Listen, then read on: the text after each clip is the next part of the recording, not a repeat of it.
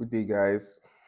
Welcome to another episode of the Dying Breed podcast. So, today we are going to be talking about a very, very interesting subject, which is Stoicism and why it's the ultimate life hack for living a good and peaceful life in today's world. So, yeah, we all know how chaotic life is. Things never go according to plan. There will always be stressful events, things we did not plan for, things we never anticipated that will come and happen to us. So, Stoicism teaches us to stay calm and collected and stay believing when things are not going according to plan. So, yeah, we all know that life is not a bed of roses, it's not a bed of thorns either. Things will always spiral out of control. There will always be stress. There will always be one or two things to worry about, real problems and problems that our mind magnifies more than they actually are. So, Stoicism teaches us to remain calm regardless of what we are going through and to trust that everything will be all right in the end. So, what is Stoicism? Stoicism is a philosophy and a school of thought that was founded over 2000 years ago by a philosopher called Zeno of Citium. It was further refined by other philosophers, renowned philosophers like Seneca, Epictetus, and famously Marcus Aurelius. Marcus Aurelius he's one of the most renowned and outstanding Caesars of Rome, and he was a phenomenal man. He has been referred to as the proper man. So if you're trying to be a proper man, I think you should look into Stoicism and more importantly, look into Marcus Aurelius and his meditations. So yeah, I read a book by Marcus called Meditations. This is not a book that he wrote for himself, wrote as a commercial book for people to buy. These are just his journals. These are his private journals that he wrote every morning when he woke up. He wrote to himself, demanding more discipline, more accountability, and more higher standards for himself. I read this book and it changed my life and it changed my perspective on so many things. It taught me a lot about what really matters in this life. And I fully recommend it for anybody that is trying to live right and be a proper man. I believe everybody is trying to be a good person and live right. It all falls down to your set of values and what you think living right is and the school of thoughts that you're following. But Stoicism, what makes it very unique is that it's true in truth. Like, it's so true. It's been time tested, something that has been over 2000 years and is still very true in today's world. So I think everybody should take a deep look into Stoicism. It's actually one of the things that I wanted to talk about when I conceived the idea of this channel. Imagine 2000 years ago how life was in the times of these philosophers.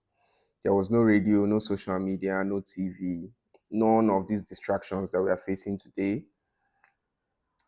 There were things like wars, famines, illnesses, and things that made life really, really difficult and hard. However, these people had enough time to think deep and true into what is the meaning of life and why are we here. And that is why they came up with this school of thought called Stoicism. to help us cope with life. So there are four principles of Stoicism. One of them is the paradox of control. So, like we already established, we are not necessarily we don't necessarily have the amount of control over life the way we think we do. Things will always spiral out of our control. In fact, control is an illusion. I woke up this morning because God and nature permitted me to wake up this morning. Obviously, in my mind, I wanted to wake up this morning. Somewhere across Nigeria, even across the globe, some people that had the plans of waking up this morning did not wake up this morning. I woke up this morning and I'm having a peaceful morning. Some people that woke up this morning are not having a peaceful morning. Maybe one of their loved ones died or got into an accident, or so many things that you can never anticipate can happen at any time. So we're not always in control. In fact, we are barely in control of our lives. Nature, the universe, God has a sense of its own, and He has a program for everyone.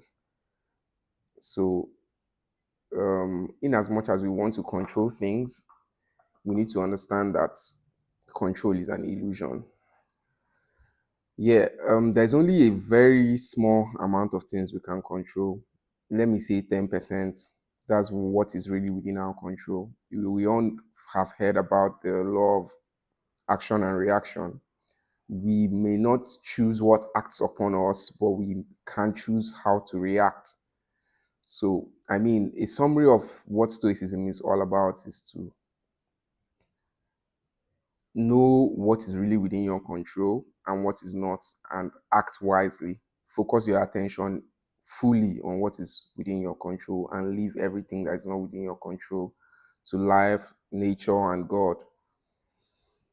So, yeah, we all know the amount of stress that comes when we are trying to control things that are not within our control.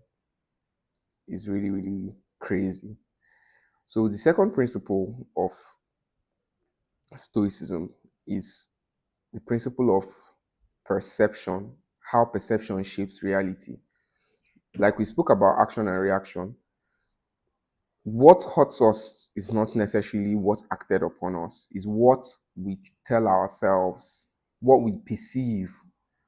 The stories we tell ourselves is what happened to us. That is what hurts us in the long run. For an example, I might be moving and maybe something falls on top of me and I survive it. I might be like, I can choose to play the victim card and be like, oh wow, what happened? My village people sent something to fall on me. Oh, the world is so evil. Why me? Why is this particular situation happening to me? I deserve better. I'm a good person and all that. Or I could still be like, oh wow, thank God this stuff fell on me and I'm alive. Thank God. Oh God, you're so grateful. I mean, you're so merciful. Thank you so much for saving me. So that is that. Two same things. The very same thing happened to me, and I have two separate reactions. So that's how it is. Is what you tell yourself happens that matters most, not necessarily what happens to you. So no matter what, try and tell yourself a good story about the obstacles and whatever you're facing in life. Try to stay grateful. All these things help to make the pain less.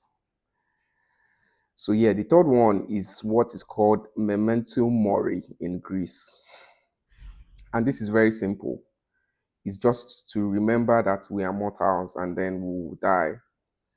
If every day you woke up and remember the fact that this could be your last day, that thought alone will help you to live better and live right, focus on what really matters. We always tend to forget the fact that we are mortals and we are only here for a brief amount of time. What's the average lifespan of an individual? Let's say 80 years. Even if you live above 80 years, you'll probably be too old and you even want to die. Not um, a very small percentage of all of us is actually going to even make it that far. So life is quite short and limited. But we tend to lose sight of that, and that's what makes people focus on the wrong things, focus on excessive greed, money grabbing, some kind of weird things that do not make sense, all the picture painting on social media. So many of all those kind of unnecessary things just come from the fact that we forget that we are here for a brief amount of time and we are supposed to make the most of the little time we have here. So always keep in mind that you're mortal and you're going to die. That will help you to realize what your true priorities are and act accordingly.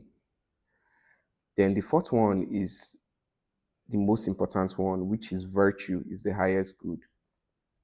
In today's society, it seems like virtue is a thing of the past. Is not necessary. In fact, being virtuous in today's environment seems to be detrimental to the good people. But let's not believe the lies that are being told by the public and the devil himself. Virtue is the highest good that any man can live by. This is what the Stoics believe in. Virtues like truth, justice, discipline, and courage. These four things are the tenets of Stoicism: truth, justice, discipline, and courage. Then self control and love. These are virtues that have stood the test of time. This whole Machiavellian lifestyle that people are adopting in today's world, it feels like the colder you are or the more ruthless you are, is the further you're going to get in life. But people judge life by different metrics. Even if you end up gaining the whole world by being ruthless, being Machiavellian, at the end of the day, you're still going to die. And if you look back in time, you still probably have regrets. From Marcus Aurelius, I learned that every being on this planet has a purpose. The lower beings are here for the higher beings, and the higher beings are here to serve each other. So all the animals that we eat, all the plants that we eat, they are here to serve us. We use them for medicine, food, and all that thing. They're here to serve us because we are the highest beings that this planet has to offer. And for us, the higher beings, we are here for each other. We are here to make life easy for each other. We are here to love each other, help each other, take care of each other, tolerate each other, help each other to grow. This is our mission here on earth. This is what we are put together. And ultimately, to also worship our higher being, revere our higher being, which is God. That is our purpose on this planet. Any other thing is purely distractions. So, with that in mind, let's always try to walk back to what really matters the most, which is being a decent person. Even though the society has turned into something else, we still need to maintain our virtues because this is the highest thing a man can possibly do. These men, for a very good example, Marcus Aurelius was a very powerful man, in fact, the most powerful man in Rome, and Rome was probably the most powerful city on earth at that time, and he held himself to this level of standards.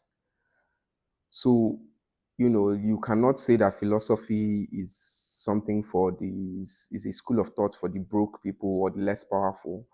One of the most powerful men in his time practiced this, and it helped him to build a civilization, and his name is still remembered till date. So this can help us. If you cannot take anything away from this video, the fact that just focus on what you can control and leave what you cannot control. Have that peace of mind to focus on what you can control. It's not easy. Me, myself, it's not easy. I still fail over and over again, but I know this philosophy to be true, if we can only just focus on what is within our control and stop stressing about things that are not outside of our control and try to be the best version of ourselves, we'll truly be stoics and we'll have and live better lives.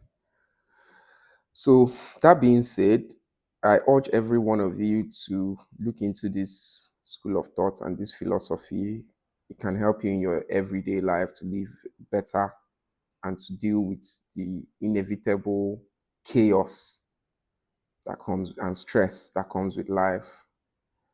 So, thank you all for tuning into today's video. We'll probably still have more episodes on Stoicism and the different philosophers that have aided this and their most powerful advice for us as young men trying to be proper men.